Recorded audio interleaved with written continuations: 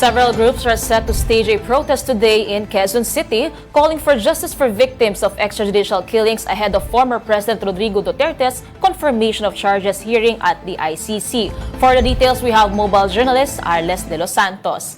Arles, good morning. Sino-sinong mga grupo ang kabilang sa protesta na ito, and are we expecting more within the day?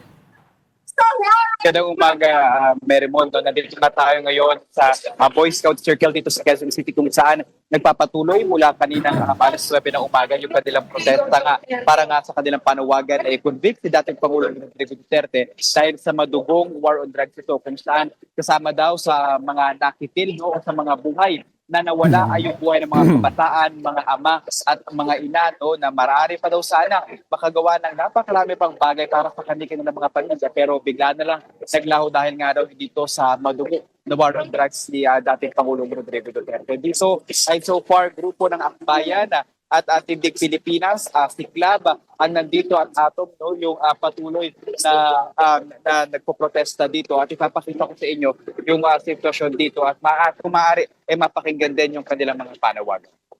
Dapat sumisigaw ng sahod itaas!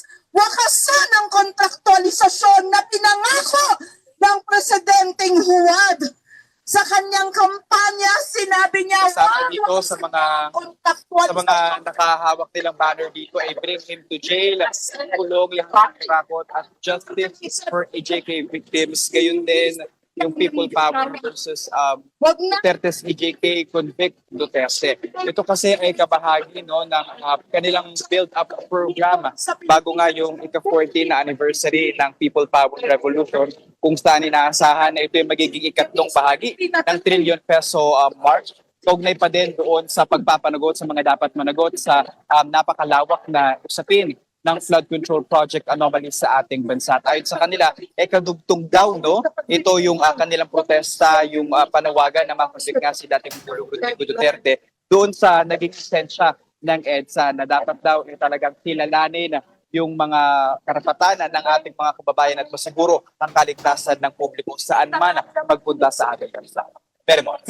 Arles, so ibig sabihin ba this is part ng EDSA ng celebration ng EDSA by Wednesday. So, ibig sabihin, this week kasi mangyayaring confirmation of charges until 27. So, after ba ngayon, are we expecting to see them even after February 25? Kasama ito, Mary Mo, doon sa mga build-up activities and programs ng Tindig Pilipinas, Akbayan, at iba pang mga progresibong grupo para sa 40th anniversary ng EDSA People Power Revolution. Kakonekta nga raw ito ng kanilang panawagan down sa nakamit ng taong bayan 40 years ago, At ang kailangan daw ay magpanagot talaga ito sa dating Pangulong Rodrigo Duterte. At isa lamang ito sa mga paparating pang mga programa ng mga progresibong grupo para nga sa pag-alala ng 40th anniversary ng EDSA People Power. Ayun, Arles, klaruhin ko lang, kasi ang daming nagpapahiwatig na mag-rally din sila on the 25th, pero iba-ibang grupo to, May ano pang other major groups na alam mo na makikilahok? So far, yung kasama sa mga alam ko, Diego, itong Tindig Pilipinas, kasama nila yung Caritas Pilipinas sa isasagawang rally doon sa People Power Monument. And then yung iba't ibang grupo naman ng kabataan, mga manggagawa at mga profesional ay magkakaroon din ng separate na program doon pa rin sa kahabaan ng EDSA People Power Monument, Corner Ortigas, And then meron pang mga mas maliliit na programa at visa in between. But so far, may mga halo-halo na talaga. Kumbaga, minsan joint program and protest ng iba't ibang mga grupo. Pero isa naman, so far, yung kanilang panawagan to commemorate yung 40th anniversary ng EDSA People Power. Yung Tindig Pilipinas, at least on their part, hindi nila tinatawag daw yung pagbitiw nila sa pwesto ni Pangulong Bongbong Marcos Jr. At meron daw ibang paraan para nga mapanagot ang mga patataas na opisyal ng pamahalaan. Arles, we spoke to Father Jerome Siciliano ng CBCP. Although, not officially, hindi nila sinusuportahan officially yung rally, but they are encouraging people to participate. May mga alam ka pa bang other religious groups nagpapahiwatig ng kanilang protesta sa korupsyon?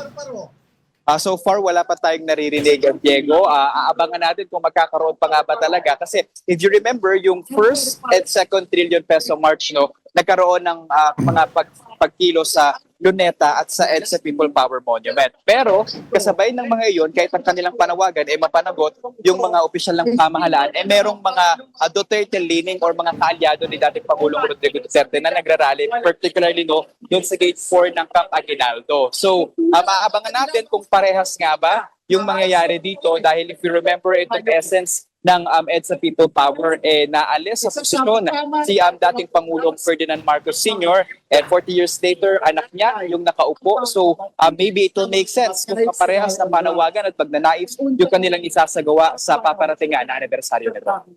Arla, speaking of pagmamarcha, yung program ba dyan, may plano ba silang pumunta rin sa iba pang parte? For example, sa Menjola o kaya sa Camp Aguinaldo kasi malapit lang within the area? O kanya-kanya silang programa for the day and the coming days? Pangkaramihan. Iba-iba yung mga programa nila, Mary Mo, no? But so far ito, mag-stay yung kanilang protesta dito. Yung sa 23 naman, 25 naman rather, no? Kasunod pa din yung kanilang mga programa doon. May mga kortseng marcha at mga bisa. Yung ibang mga grupo, iba-iba din yung kanilang mga programa. But at least for that, Tindig Pilipinas, kung di tayo nagkakamali, wala na silang programa doon sa Menjola and sa Luneta kasi kaibang grupo pa yung nagawa ng programa doon dati. Muli po mga pamilya. Alright, thank you for that. It's Mobile Journal, Arles de los Santos.